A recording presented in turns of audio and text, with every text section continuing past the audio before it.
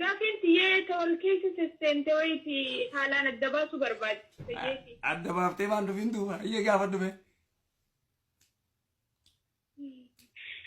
شيخ أنا سندرا خريستان تري أيه أشواني مجا مسلمة تقوجي والجالني مسلمة ناتين عندي مسلمة تيف أنوانا مسلمة خيسة جرو أمانتي مسلمة مالكتي أنغا سندن بيوك مسلمة خيسة تاقو تنمالي أيه وان شريان أجاجو خانسرتين بيوكو تري أيه أشواني ورخي نمورا أورتودوكسي وان تاني في نخا شيخوي أمين نخا ناغوراني أشبودا وان mahari mali jankan wanta kwani ni rabe kun kabule wanna gore len kabu baka mahari jennan mahari wani kabu jalalu matenya je shay kitana magizeni ni ya tafi jechu haye ni kana gore shay kici a cigo fureti wallo lebra an brade me barbadu jeni tin brade me ni kai sanar rambu ne e gara madam bani wagga sadde tane jira أنا خبرت اللي رمني الحمد لله ما إيجاني بيابة بودا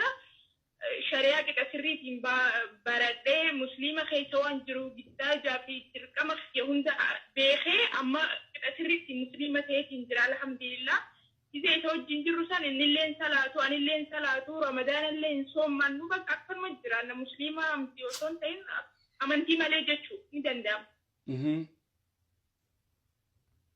دوبا أما أني خاني ساسا نرجع مو نرى ينجرو خاني ينجو بيكو برباد duraan dursee sheekni sawwayta gartee ni kaasi godhu maarii gurbaadhaan meeqa kan itaaf jeen gaafanne gurbaa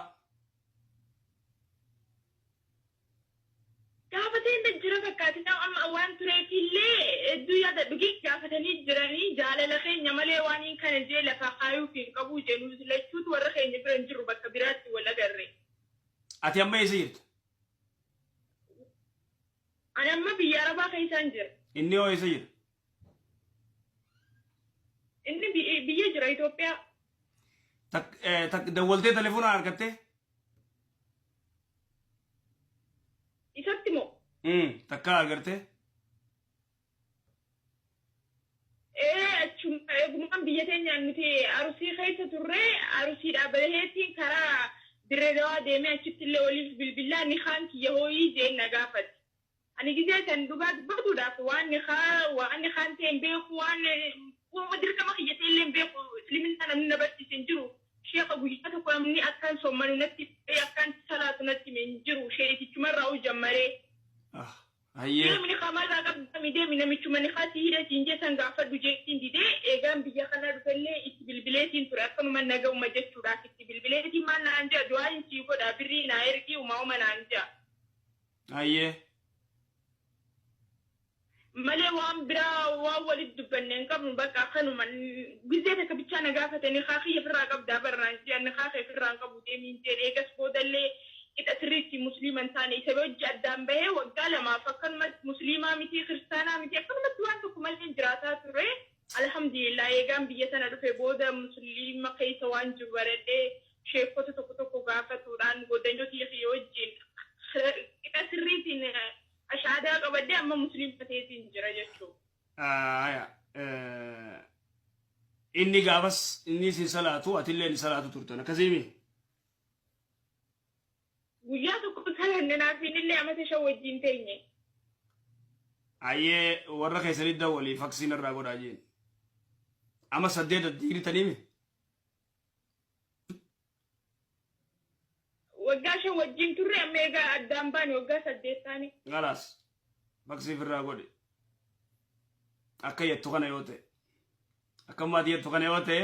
Ni kaan isaa jechuun akkamittiin faksii irraa godhe shari'aa qaadii deema. Shari'aa qaadii deema.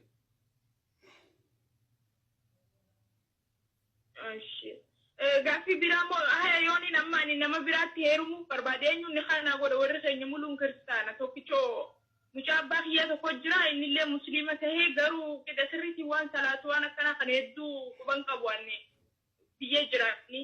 Musliima ta'eemi. Kanaa godhuu dandeenya shari'aa qaadii dammoo ijoollee ummaatii yaadu. Mucaan obboleessa keetii hamma musliima ta'eetu.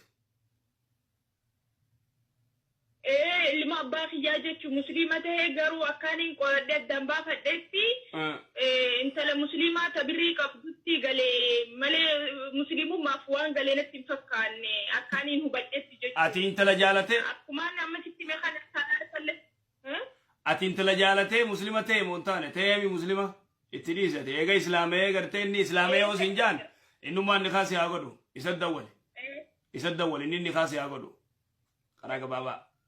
Yo inni ni godhuun hin ga'u danka. Maa jette? Namni hin salaanne namni salaata shanan guyyaa keessatti hin salaanne niqaa godhuu hin danda'u nama biraa wakkalatuu danda'a jedhanii sheekota tokko tokko irraa odeeffannoo dhageetiin jira. Ati immoo inni salaatuu dhabuu akkamiin beekta?